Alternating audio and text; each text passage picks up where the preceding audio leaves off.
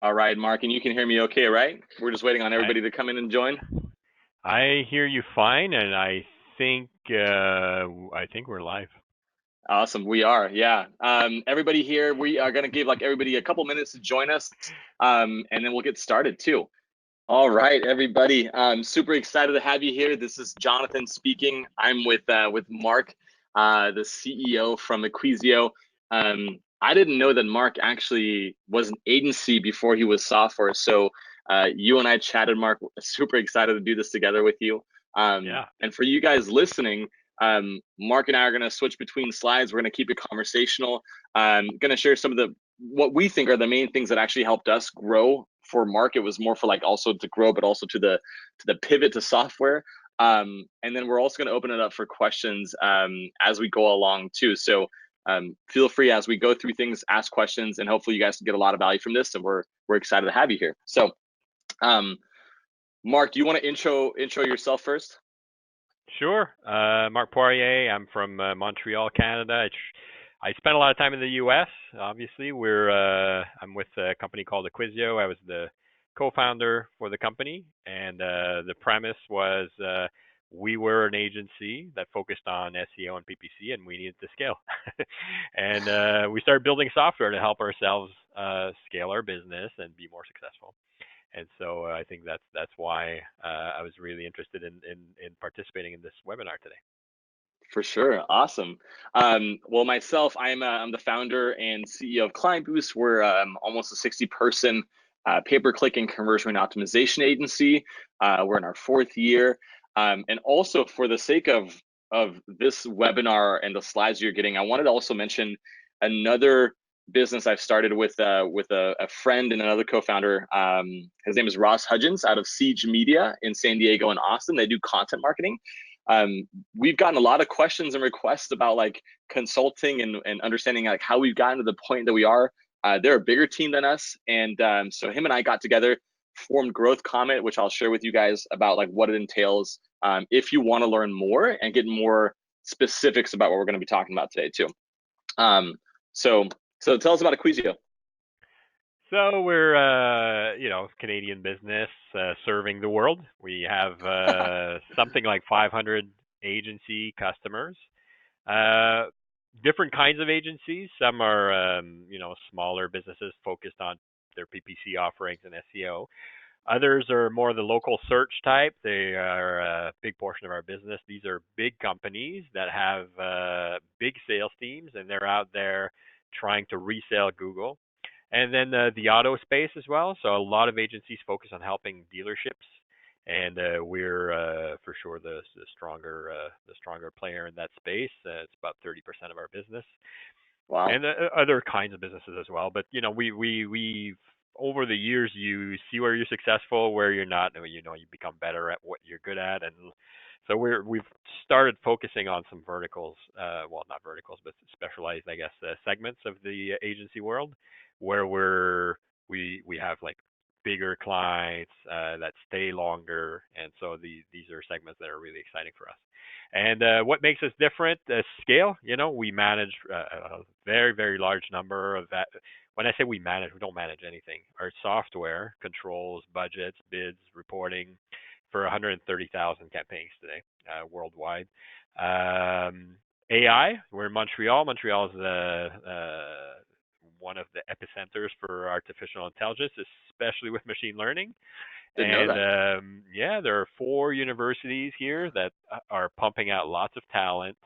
And some of the head of AI for Google comes from a group of researchers that was here in Montreal. Same thing for the Hmm. Facebook. And I don't want to confuse and mix up their names. I'm not going to name drop. But and a third one is so they're like a group of 3 people who the deep learning part of machine learning have been pioneers in that. And Joshua Bengio here is the professor at the University of Montreal. He's worked with us a little bit in the past, and some of his students. And so for us, this has been like something we've been doing for a long time, building algorithms, and more recently leveraging machine learning with all the advances that happened recently, it's become more and more available. So we do quite a bit there. And then the number of client accounts as well. There's 130,000 campaigns, but there's 30,000 accounts. So just to tell you, these are scaled agencies with big sales teams, and they're out there selling to small and mid-size customers. Not so much selling to huge retailers or really large CMOs or you know what I mean. Like, that's kind of our bread and butter. This is where we do our best work. Awesome. And I saw too on the guest list of people that we have joining, like over 300 different people signed up for this webinar. And one thing I want to keep in mind too, that like the things we're going to share with you are, Mark and I started from scratch, and they built an impressive like deployment and suite of tools too that a lot of agencies use that are not just for enterprise. And so I'm glad that you actually pointed that out, Mark, which is really, really important to know. Yeah. Go ahead. Well, that's it. So basically, in 2003, started this business as a consultancy. Then I needed help, so recruited some people and accidentally became an agency with no business plan, nothing, So and Sounds then familiar. then quickly learned that customers expect reports. They expect them quick. They don't pay you if they don't get them, and you need to be disciplined about getting your reports, your contracts done quickly in a repeatable manner. And so we learned a lot of things about running an agency for over a few years. But in 2007, we sold the agency to Yellow Pages Canada. Wow. and they needed the people that we had, the skills. Of course, we didn't sell everybody. We kept some people here, and we started focusing on our making our tools, turning them into software that we can then sell.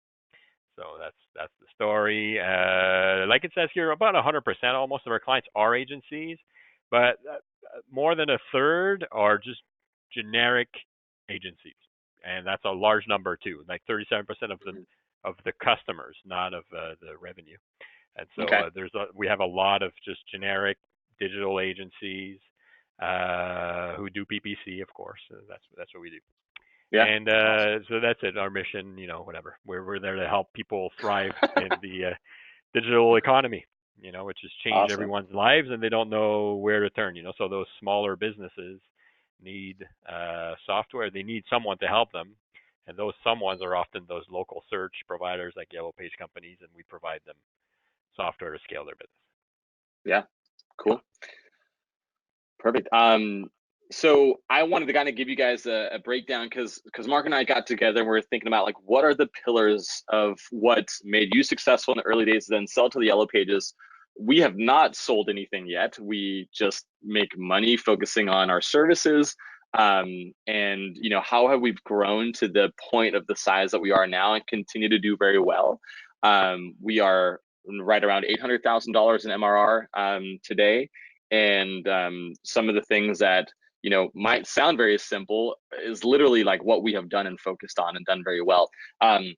So a shameless plug is we basically took what we've known and learned and combined it with Ross that you see down here to the right. That's a picture of him where he does the content in the SEO side, and we created this community basically. And I don't know if you guys have seen this too. You probably have if you're on Facebook, or if you're I think it's mostly on Facebook actually. A lot of ads are geared towards you because you're an agency owner, about how you scale and about how you actually perform better as an agency. But when we looked at what they have actually built, there wasn't a lot of substance to it, meaning like there wasn't anything to really show for. So Ross and I got together. He's a content agency with about 70 employees. We created this course. We broke it down over 12 months. You can literally go month to month, or you can buy the whole year up front. And so have a coupon code in there to go check it out. A lot of people, this is just one of the reviews that we had too. People don't necessarily just go for the course. They also go because they can ask Ross and I questions that they're stuck with. So we've been on calls with people. We've done additional videos.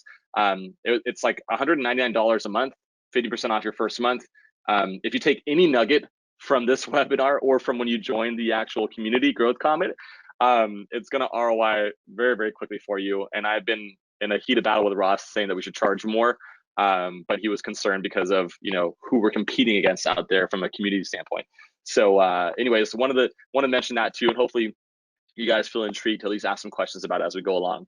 So when Mark and I chatted, there were like 5 parts that we basically figured out that if we could have done these sooner, or if we could have executed better, we would be in a much better position than we are now. Not that we're upset with where we are. We're very, very content and very happy, but we always want to push and do more.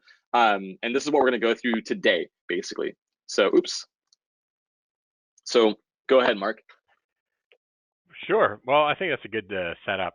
Like as you go along, we've been doing this for 16 years.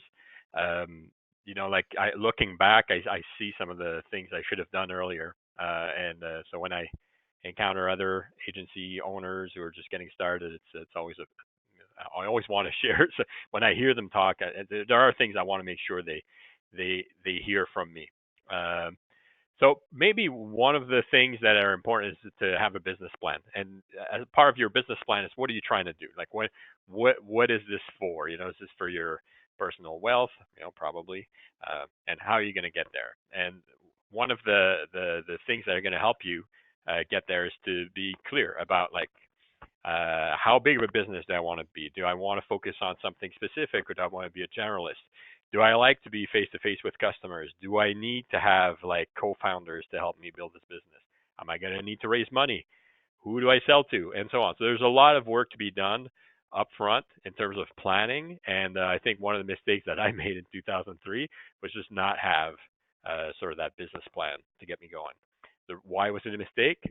Eventually, we needed to raise some capital, and then there was a fire. We needed to write a business plan. And it takes time, it takes energy, and so on. It takes months to put together. And so doing it up front, at least having the highlights of what you want to do is, I think, really key for success. And it'll help you say no a lot also, because in the beginning, you'll take anything, but at some point you got to stop doing that. You're not going to start. We used to say, oh, we could go paint the bridge. We could do. There's a lot of things you could do as a business, especially a service business, but you need to limit what you're going to do, what you're not going to do at some point. And so having that business plan to remind you of your high level strategy and how you're going to get there is really important. Sure. And it's funny you say that, because I am still pretty much the person that builds the bridge as I cross it. Like, I don't do a lot of planning, and I would kind of shoot for these goals with our team that would be like, hey, I want to go to $1 million monthly recurring revenue. And people are like, cool, like we can't just keep doing what we're doing today. We gotta basically, like the whole saying, like nothing changes if nothing changes, because at some point your acquisition efforts will cancel out with your churn numbers basically, and you're kind of just like floating and staying steady. And so it wasn't until I understood like the value of the mission and the vision statement, which we're going to talk about, like the values as a company. Also because I would have everything in my head. I would know what I want to do, but people on the team didn't necessarily know what I wanted to do. So we weren't all rowing in the same direction. So anybody who's like rolling their eyes about, talking about a business plan, I found later on that there's way more value to it than just being old school and have a business plan. It's like, well, okay, let's figure out how much we got to close per month of new business. How much do we lose on average? Like what percentage that equals certain revenue? And if we can net push forward, an MRR, when will we get to 1 million MRR? It sounds super, super dumb. But I was like, no, I don't need that. And of course, I wouldn't be making much progress towards my goals because we didn't come out with things like, well, let's launch a podcast. Let's do more video content, because we've been only focusing on our blog content for a very long time. And so, big kudos to what you just said. People forget about this and they don't actually put down the numbers and understand the math. Similar to if you're going to actually want to retire, like how much money do you actually need to be put aside, and what dollar amount does to grow to, and what's your withdrawal rate once you actually do want to retire? Can you make all that stick? It's very similar to what we're learning too. Yep, exactly. Awesome. So we did a very, very cool exercise where we bought a book called Traction. It was actually given to me by one of our clients, and then we got another book that was like the expansion pack to it called What the Heck is EOS? And so it, again, going back to my point of saying, you as the founder or you as the main person, may have all the motivation, know everything that's needed to be known for your agency. The problem with that though too, if it's not distilled in everybody else, and if they don't actually live it and you don't live it, then it's kind of like, you're not going to get stickiness. You're not going to get people who are excited about it. And this is something that you need to continuously practice, and you also need to continuously audit, which is another one of our main points. So we did the actual exercise. We brought in our directors. We formulated some thoughts that we thought were like some core values. We asked everybody else if they thought the same thing, and we pretty much, all agreed to what we were going to put on paper. And so these are the kind of things that we wanted to go after and think that we can achieve based off of like, our math and what we're considering and everything that we're doing today and everything that we're not doing today. And it was very, very helpful for everybody else to understand like what's the plan, for the future. So we basically, the thing that I found most valuable, and I'm really, really bummed about this, and in the same time, because our acronym of values does not spell party, it spells part F. So we we need to figure out a word that we can change the F to a Y, and then we can like it could all look more cohesive. But some examples of like it's not enough to just put down your values as a company. You have to actually, like I mentioned, live it. And so one of the things that we mentioned from like one of the first values that we love a lot is like pushing ourselves. Like, are we doing things that are harder than they should be? Can we make them simpler, easier, quicker? Can we improve and enhance our reporting? Can we make that more seamless? Like, are we wasting too much time? Also from our own personal perspective, are we getting healthier as people? Are we trying to push ourselves? And a great example of how we're living this is like 20 of us joined a Spartan race. And this is when we're like 50 people. And it was so great and such a great connective feeling of like team effort that we went through something tough. And then when we were done, we were thinking about the next one. Because the way, I don't know if you guys know this, but a Spartan race, their marketing is really smart. When you finish a race, you get a third of a medal. And there's 3 different races. And so when you go for a sprint, that's the shortest one. Then there's a super, and then there's a beast.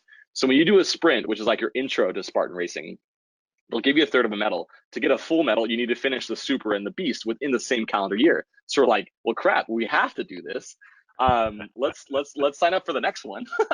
And we basically signed up for the one up in here in Seattle coming up here in September, and we're like over 30 people now going. So a lot of people internally are living that. Whether they actually enjoy it once they're on the course, probably not, who knows, but they did something that they didn't do before, and like we can see the difference in like their confidence, how that translates into like how they work, things like that, which is really, really cool. So something I would highly recommend, that if you do establish values, definitely live them too, and make sure that you check in on them as well too. And like you have to be the example, obviously.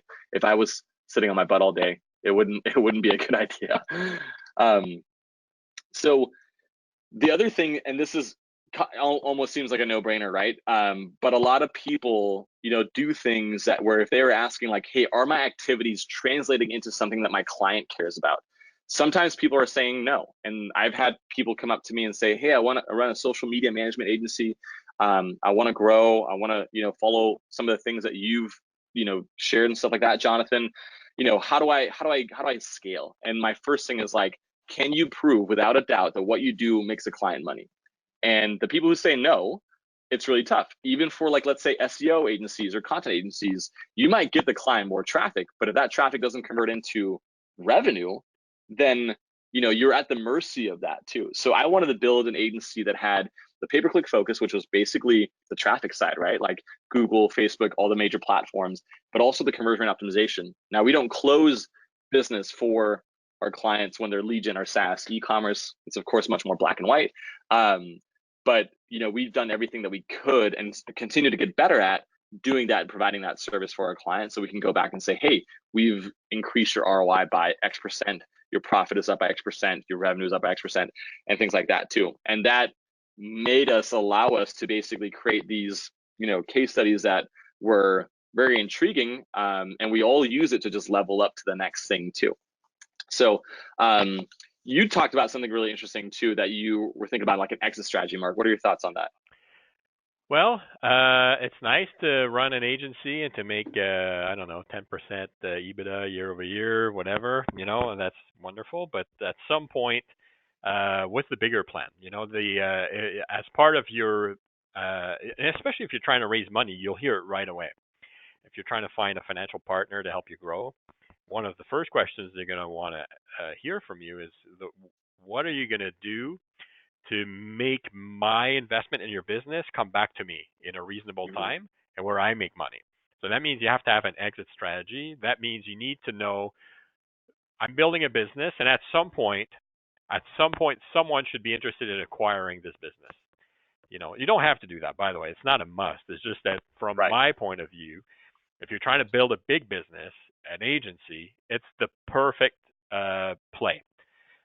Because there are like the biggest agencies, there's five of them, five big major holding companies. There's more than five, but there's five worldwide renowned holdings, and they're essentially financial instruments. They are out there looking to acquire talent, acquire logos, revenue, and so on, and they'll acquire your business for a good sum of money, and the founders usually don't make a killing off the sale, but if they can stick around a couple of years and they can deliver results, because almost all of these deals are based on what's called an earnout, which means you make representations to them that you're going to have hockey stick growth. You're going to have fantastic growth over the next 2 or 3 years. They will almost always say, "Fine, you want $100 million for your business. I'll give you $100 million if you deliver that. If you deliver what you said you would," which is Right. oftentimes doesn't happen. But you want to make sure that as part of your plan, if you want to have like you want to retire from this or something, like you don't want to do digital marketing until you're 75 years old, you probably want to have a plan to what are you going to do with this. Once Mhm. you've built it up to a certain size, I'd say usually 50 to 100 people with good growth and nice EBITDA, you're ready for their attention. Yeah. And so that's my message to you, is that if you really want to make money building an agency, usually it happens at the end, when you sell Yeah. your business and you can make several $1 million for yourself, if Mhm. you've accomplished all of the things, like you've built it to a good size and people want to buy it and so on. But that's Yeah. that's how usually it's done. Otherwise, of course, you can make a great living and you can just operate it as what I call a lifestyle business, which is fine also. There's nothing Mhm. wrong with that. Yeah. Going back to your first point of like what are your goals, right? When it came to the vision side, it's for me, I started off not knowing what to expect, and it would be nice to make $10,000-$20,000 a month running my own show. But then as soon as I hit that and I couldn't take on any more clients myself, I was like, well, am I going to be okay and content just like having this X amount of clients? Like, no, I want to grow more and I want to do more. I want to be challenged. And so we've been approached before and have still conversations with private equity firms, bigger agencies like Mark was mentioning too. And we kind of distill down what we've learned from those conversations and what was very, very helpful in regards to being an attractive acquisition for them, right? And to Mark's point, like many times they'll structure it for like an earnout, but you don't have to be okay with an earnout. You can get all the money up front that you wanted to, as long as you're not a key man risk. We'll talk more about that later too, and how that makes any sense.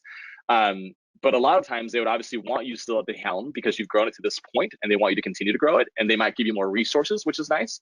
And so when that happens, they say, hey, you can take a bite out of the apple today, but we want to take a bigger bite out of the apple with you a second time, when we actually sell again, because they've now invested in you and now therefore they want to grow even faster and obviously sell again.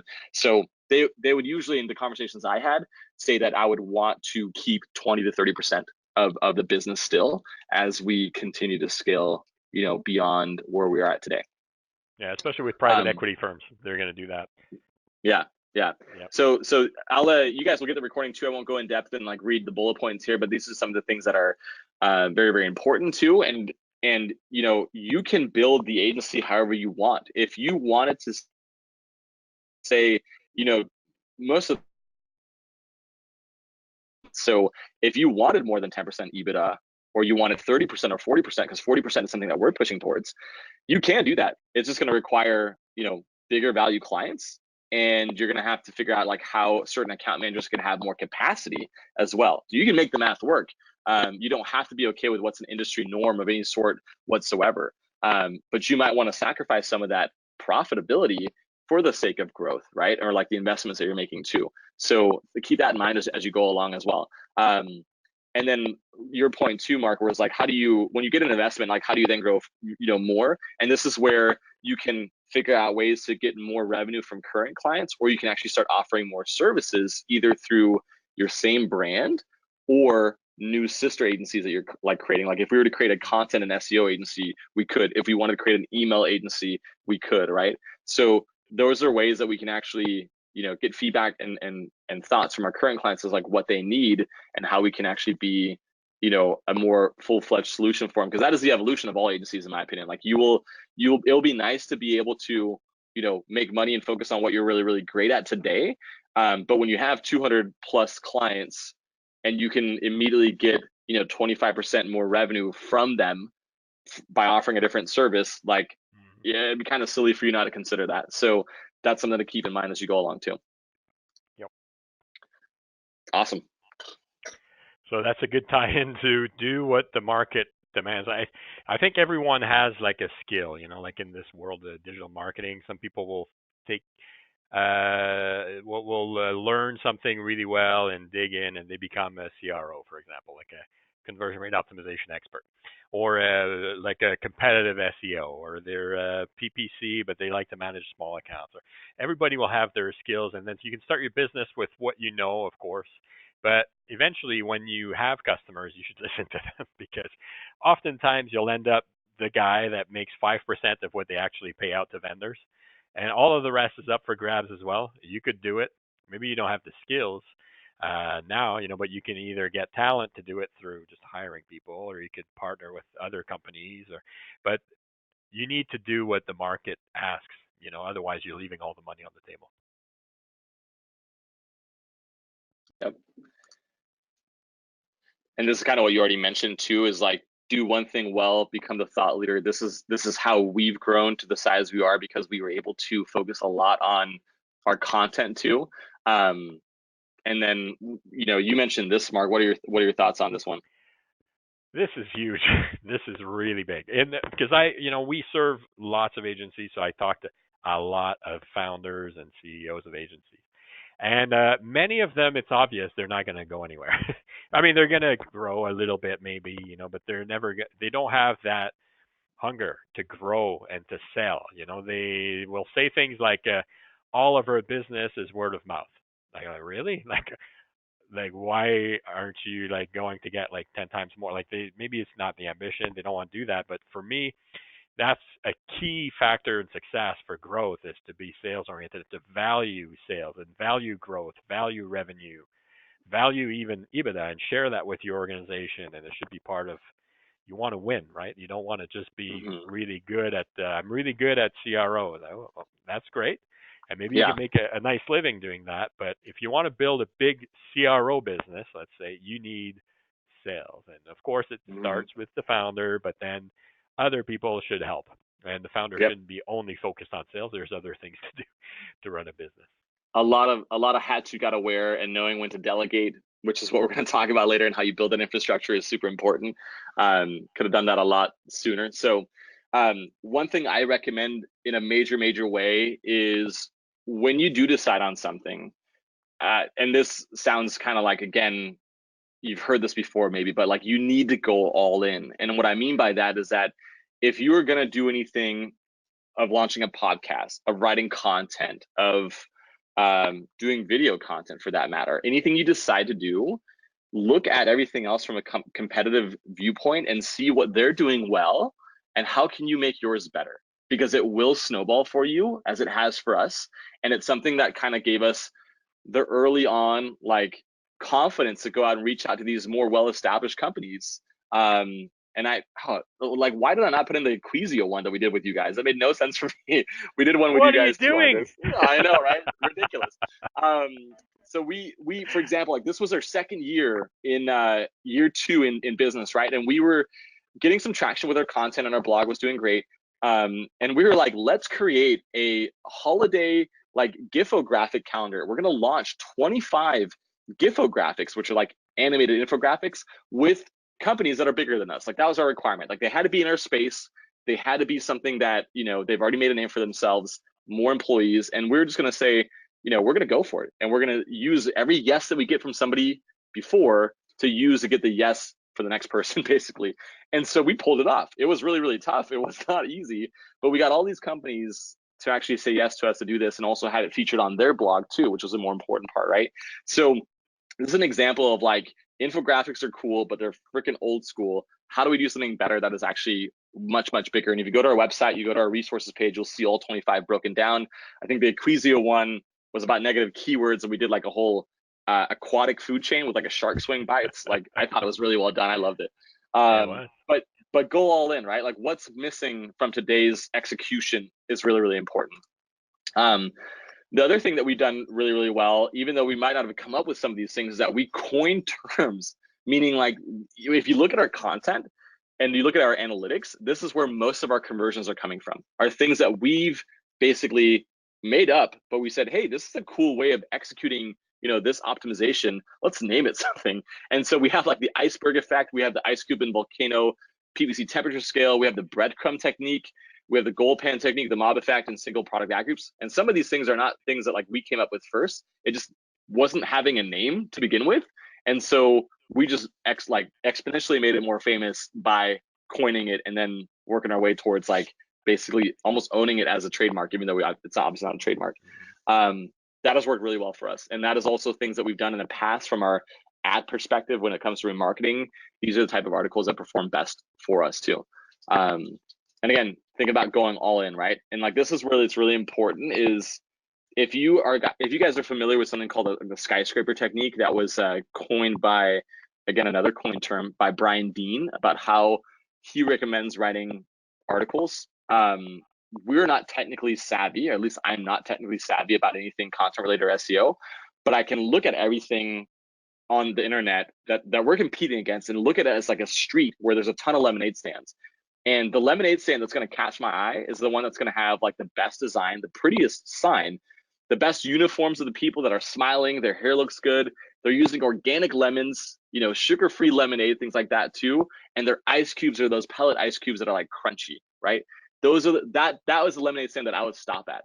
So when you think of like the Google search results as like the street, and every link is a lemonade stand, how do you just make yours look better? Like, don't treat a blog post as something that you just publish and then never look at again. Maybe start treating it as an individual campaign and figure out, why are people not reading the whole thing? Why are people not scrolling the whole thing?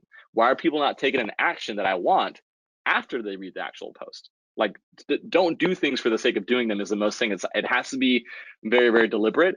And I think I got my mindset from that, like playing a lot of basketball growing up, and playing at a high level in Denmark too, where I was born and raised.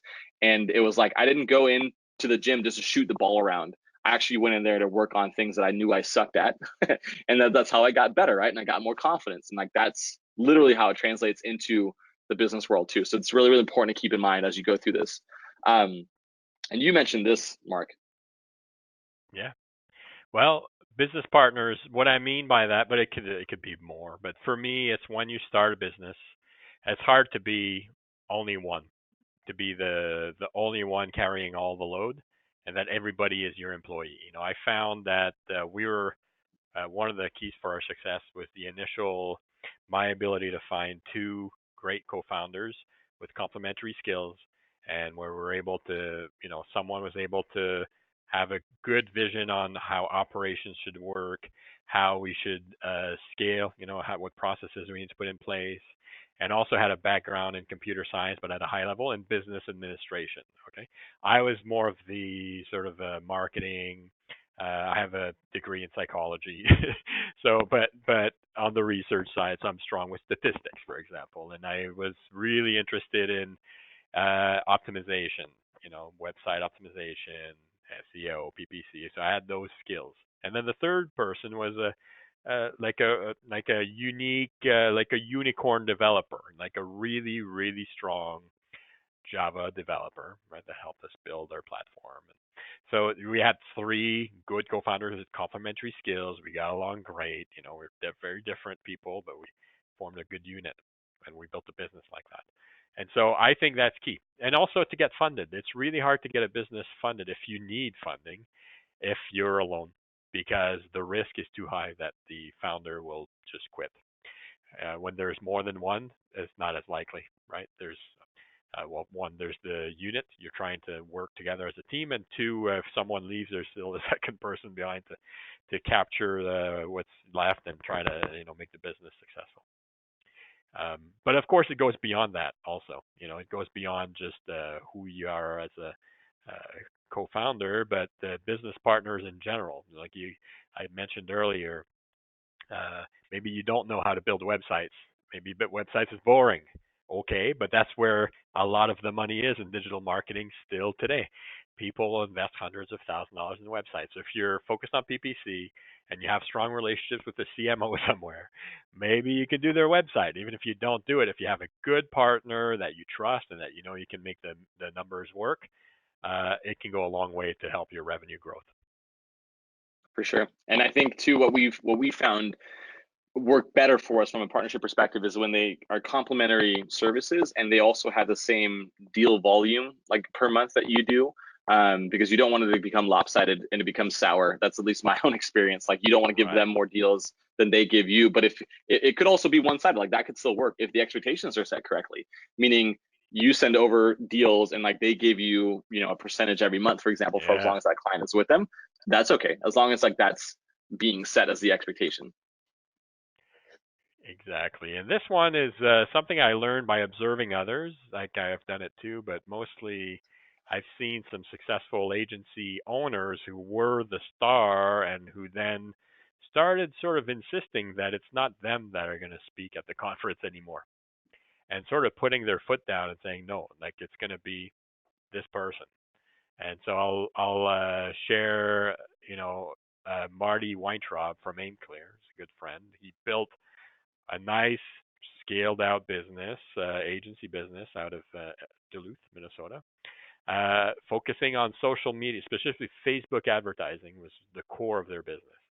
And so he was, you can imagine, highly sought after to speak. He's very colorful and entertaining. So he was at every conference, always the keynote. And after a little while, it's like you'd see him a little bit less, and you'd see Mary, more like other people from the company, sort of taking his place and doing a great job and continuing to, but maybe very different skills, different presenters, but then he did it again and again. I think like he got 4 or 5. I mean, Susan Winograd is in there, and I'm gonna forget half of them. They're gonna hate me, but there's probably like 5 names. I know all the names that you're mentioning right now. It's pretty funny. Yeah, 5 thought leaders for sure. These are, and they're, and it's not Marty anymore. He's still there, but it's not the Marty show anymore. It's different.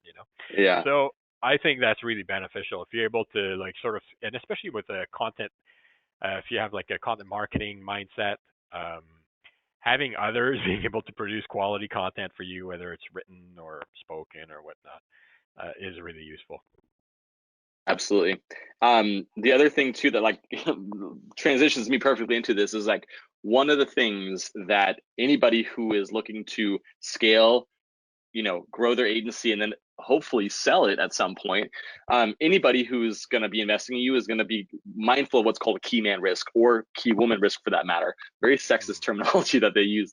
But what it basically means is that if I get hit by a bus tomorrow, is the company still going to be able to run and also grow as it already has? And I would be able to maybe say back a year ago, the answer is no. Today, more so, but it would still have problems. And what I basically found out and learned that was really, really eye-opening for me is that you're never going to find anybody as good as what you do because you've started this company. You built it to this point, and it was mostly your ideas have got you to this level, right? You're not going to find anybody who's going to be working for you or with you that's going to be able to do exactly what you do. You're just not, because those people are going to be wanting to do their own thing, or they're going to do something on a smaller scale or something different. So and this is something that was great for me, and it might not be great for you, but somebody said, find somebody who's as good as at what you do 70% of the time, teach them 10%, and be okay with 80.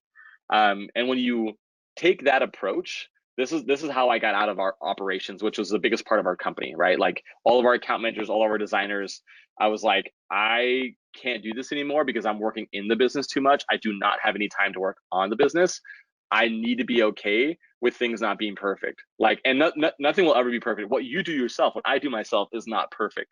Um, and so I'm always going to be the person who's going to find the things that I think that are not working, and having the expectation that things that are working, they should be working. Of course they should. So it's okay for you to still be in pursuit of greater things and doing more, and being, again, focusing on how you improve things and always push yourself. But that 70-10-80 rule was like the thing that changed my life, where I was like, okay, I'm out of operations. The next hat I'm taking off is sales. And now I enjoy marketing, which is of course like why I'm on this webinar with you guys. It's fun. But like Mark mentioned, make other people in your organization famous, not because you're like don't want to be on stage anymore or travel, or make it, your thought leadership bigger for yourself, but keep in mind that like you can do so much more if you have an army of people who also get the credit for the hard work that they're doing, and give them the chance to be on podcasts, give them the chance to be on stage, let them be authors of their content, or other things that you might have had the idea but they finished writing it, things like that, guest posting, you name it. This allows you to have such an army of awesome people who go out and also make a name for themselves. Like they get that excitement that is completely secondary to what they make as far as money. And it means a lot to them too, from the feedback that I've gotten, which is really awesome. Yeah. Cool. On the infrastructure.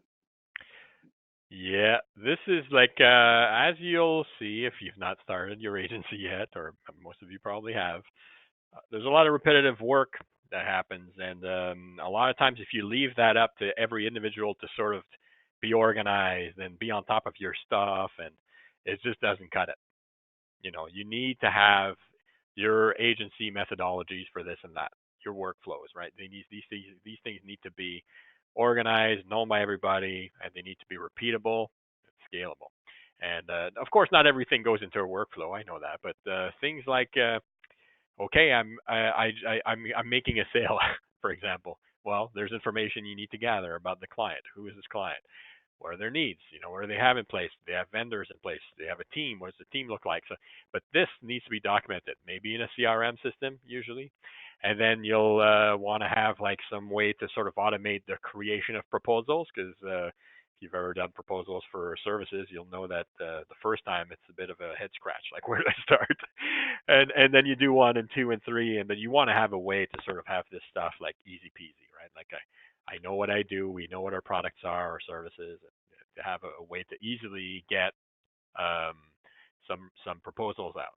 Another one for us was key was the reporting. Just we're spending, like a long time ago, we are spending a lot of money on PPC for our customers when we were an agency, and they expected reports, but I didn't know that because I don't know. I'm like I'm good. They hired me because I'm good at this, and I'm doing my job.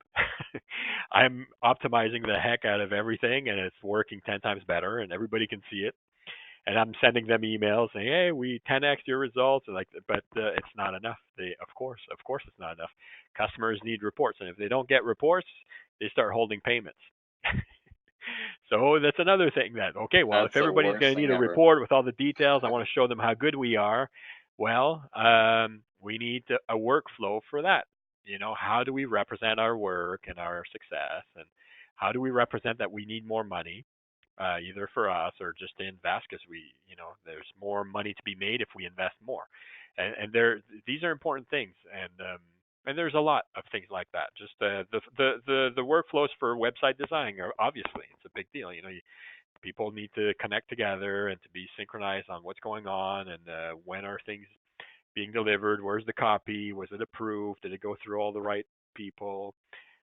There's a lot of these things, and so finding ideally 1 or 2 like systems that your company can use across the board, that can where you can bottle up your workflows and your methodologies that make you efficient, but also sometimes that make you unique. It's a little thing that you do that you can put in there and make sure that when you recruit somebody else, they're following the workflow and they do the thing, right? They do what it is that makes you special or unique, or they do what your client expects to see. So to make sure you don't drop anything. But that's how you're going to scale. Otherwise, you're constantly putting out fires, constantly looking, oh my God, where's the copy, the latest copy of the proposal we sent to these guys? I'm sure everybody recognizes themselves doing this at some time in the past, at least. Like these things need to be organized, structured, and repeatable if you're going to grow. Mm-hmm. Absolutely, absolutely. And then as much as you can too, things that don't need human touch, think about the automation. I'll share a few things about this as well too. But Mark, what was your point on this? Well, obviously for us, that was the key for our success was start automating report delivery, start Mm-hmm. automating bid management, recommendations, things like that. Like what are the things that everybody needs, right? Like for example, if you're an agency, for sure, for us at the time, it was we need to get our reports out faster. And so for us is okay, well, assemble the data, track it, have some kind of tracking device. Uh, Assemble reports that describe what happened and what we want and send it out to clients, but to 100 clients, you know what I mean? Like to get it done on the first of the month or whatever, to give people these kinds of things is important. So for us, this is what we relate to when we think about automate everything you can in PPC. It's a lot about managing the money and managing the reports. These things can and should be vastly automated for sure.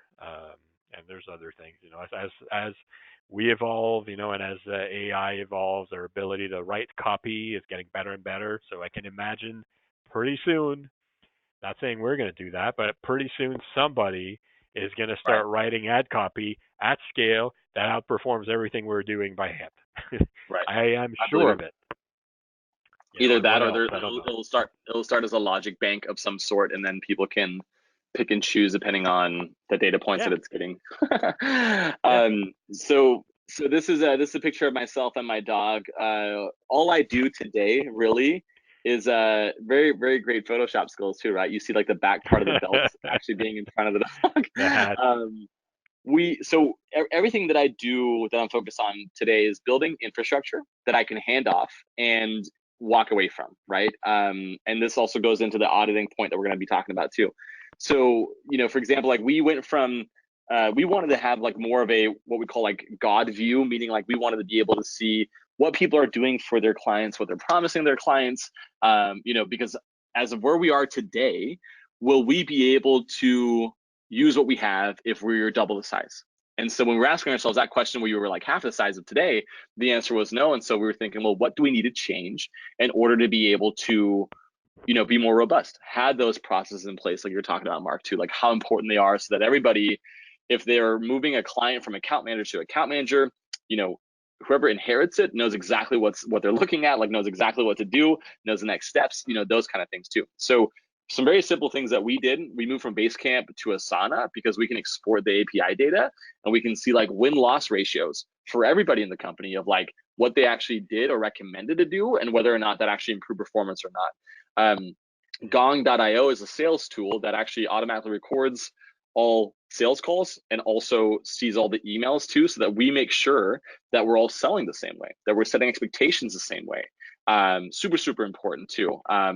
You don't want to hand people a grenade, or you don't want to have some of your account managers be more excited to take on a client from this salesperson versus this other salesperson. You want to know why, and how do you improve that and make that better? And again, thinking about infrastructure. And a lot of this is rooted in like just higher tempo experimentation of different things. Like what can we do, again, with the intent to make things easier and better and simpler. And a lot of people on your team, this is happening with us too, is that they don't necessarily care for change. Nobody does. But if they know what the intent behind it is, they usually are okay with obviously going through it. And a lot of things will not work, but at least you have the intent to make things better and easier because you're all on the same page. And then, double down on what worked. We are now taking and treating every single individual blog post as a campaign. We are updating old blog posts. In addition to publishing new ones, we're getting additional help of writers outside. We're coming out with our own podcast named Boost Sauce, which is a completely different podcast structure, to the actual episodes that you've never probably seen before, based off the research we've done. And again, going back to like the execution, our video content we want to do more of, but it's very, very time intensive because we put animations into every single almost one of our videos too. So that takes a long time, but we want to do it right. We want to make the barrier to entry to compete with us as high as it possibly can be. So those are the things that we think about, like from an infrastructure purpose, that people can like take and then use, and then you can go in and basically make sure that you are auditing the infrastructure that you built, which leads me to what you're thinking about, Mark. Yeah, well, this, for an agency or for a software or a SaaS business, for us, it's always staying in touch with clients and what is the next thing, what's coming around the corner, especially in digital marketing. It's really tough. I mean, there's always a lot of innovation coming out of Google and Facebook, completely different businesses. And how do we understand how our customers are planning to use these new features, functionalities today and in the future so that we can prepare in our product roadmap, be aware about it. Can we fit something, to meet those needs? So it's really important to stay like a really close, to be a partner with your customer, basically. And I think if you play it that way, where you become part of their marketing team, you're aware of how they're thinking about it, what they're going to do in the future, and you can adapt your service offering or your product offering to meet Mm-hmm. that need. And there's a Yep. lot of money to be made by not going stale in digital marketing. You can be yesterday's news real fast, right? So Yeah. we all know this. And you have a slide here that I'm really excited about, because a lot of people like avoid confrontation and they're afraid to ask. Like the biggest thing that in my opinion should be the the ideation wheel of every business, not just SaaS but also service-based businesses, is getting feedback from your customers. Like, what do they like? What do they not like? What are they not opening up your reports because they're not accustomed to them? They don't care about that. And are you wasting a ton of time by manually writing these reports that then don't get consumed? Things like that are super, super important. And you mentioned this very nicely in like your lightning round of rookie mistakes that you've learned. Yeah, well, underestimating the importance of reporting, we didn't get paid. So this is what happened. We had a couple big clients, my first big PPC clients, two of them, and doing some S. Anyway, we're killing it for them, and I'm not getting paid. Like the check is not coming, right? So I wrote them saying, hey, we're whatever. I don't remember, 50 days, 60 days past. And he replied, where's my report? That was the lightning rod for me. He's like, oh my God, we need to sort this out. These people need to know all the work we're doing and the success we're having. Yeah. Yeah, absolutely. And it's funny because like this slide that I didn't even see when you put it in at the actual deck is very similar to when we do our QBRs with our clients. There's literally like 6 things that we ask them about. And like the bottom left one is like talking about reporting, right? Yeah. Could our communication be better? Is there anything that we can do differently? Like we need that feedback. And it's so important that, if you love to learn how to not be afraid of confrontation, because you know that your intent is to get good stuff out of it, right? And anybody who's like concerned about that or afraid of that, it's like you need to get to the truth. Always, you need to get to the truth. And if you don't get to that, you're going to keep doing things that the client is not telling you about, and they have already slowly starting to like drift away from like the value that they see in the relationship.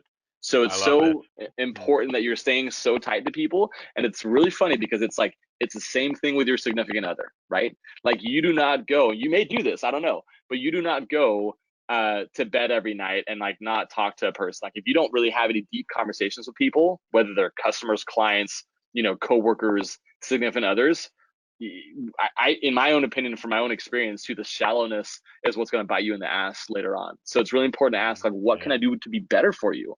And if they come with some expectations that are just completely far out, well, you can let them know, you can let them go, or you can at least see, the end of the relationship coming versus being surprised about it. And so that's Yeah. why I think it's really important that you need to be able to own that and understand the value of I love these questions. that. This Cool. is really good. Yeah. So, well, we've come to the end. There's only 3 minutes left.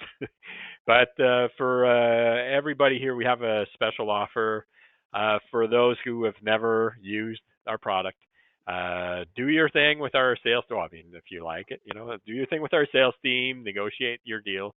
And after you're done, you reach out to me and I'll give you another 10% off whatever deal they made you. I like that. Use the code scale with Acquisio, please, so we can track. If you don't worry about it. I'll I'll remember. I'll give it to you. Only valid for registrants of this Cool. webinar. I will check. But yeah. And again, a reminder, if you liked any of the stuff that we brought up, like we are, for the sake of time, we didn't go super in depth, but again, think about Growth Comet. If it makes sense for you guys, you can try out 1 month and then cancel after that if you wanted to. We have almost 100 people within the community already that are loving it. Check it out, use it to your advantage. And also, I see some questions coming through right now, but it is time for questions. We have a few more minutes. Anything that you guys want to talk about that we didn't cover that's specifically a pain point, for you, let us know right now which ones you have, and I'll start reading the ones we already have too. So somebody's asking, this is multiple people, will we get the recording and the slides? Yes, we will send that out automatically too. Somebody gave you a high five, Mark, for your Turkish beer that you had on the beach there, which was really cool. And some of the things and slides that we've gone through a little too fast, you will get the recording so you can control the speed there. Somebody is giving you a shout out. There's an ex-Acquisio boy here. His name is Mark Levesque. Does that ring a bell? Yeah. Mark.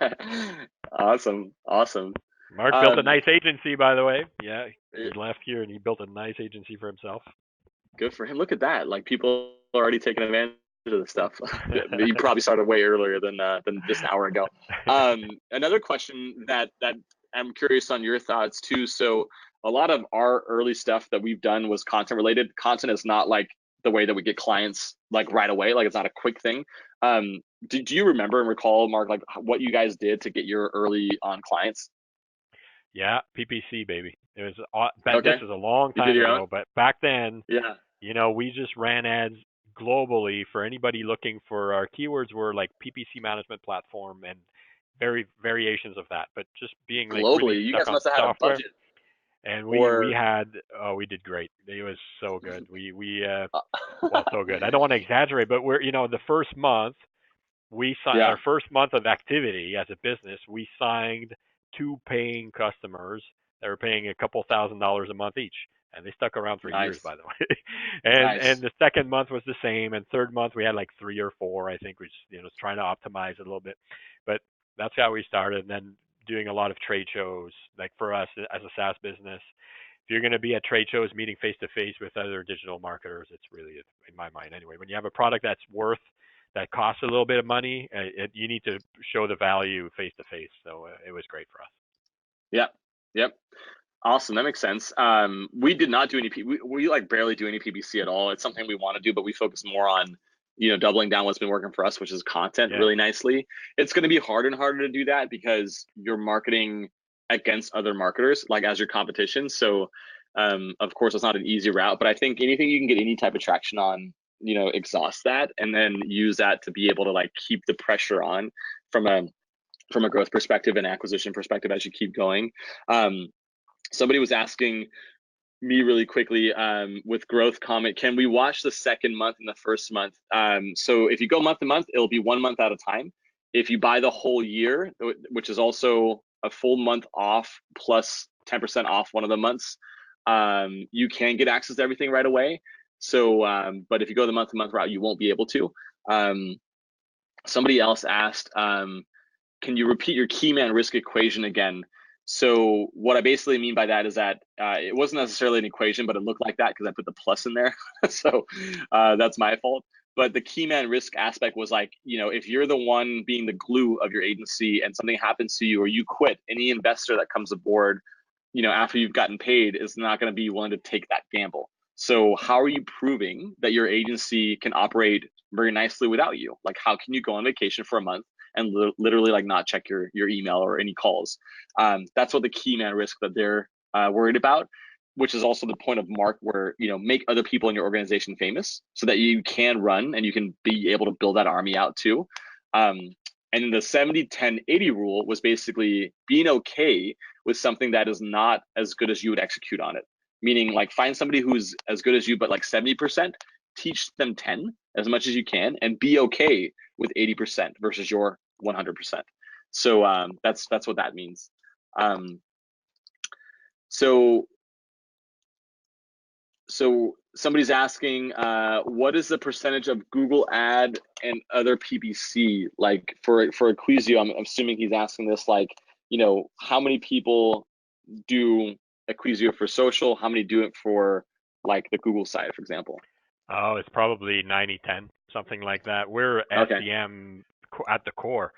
Facebook Yeah. came along a bit later, and we were one of the first to build technology for it, and then we sort of quit because they didn't have an API team in place. Long story, Yeah. but and then we came back, and I would say it's about 90% of the our customers use it primarily for search. Okay. Got it. Cool. Yeah. Awesome, guys. Well, we're at a standstill here. We're a little bit over time, but thank you so much for joining us. We will send out the recording too, and yeah, we'll do another one at some point too. Talk to you guys soon. Yes, sir. Bye bye. All right, bye, guys.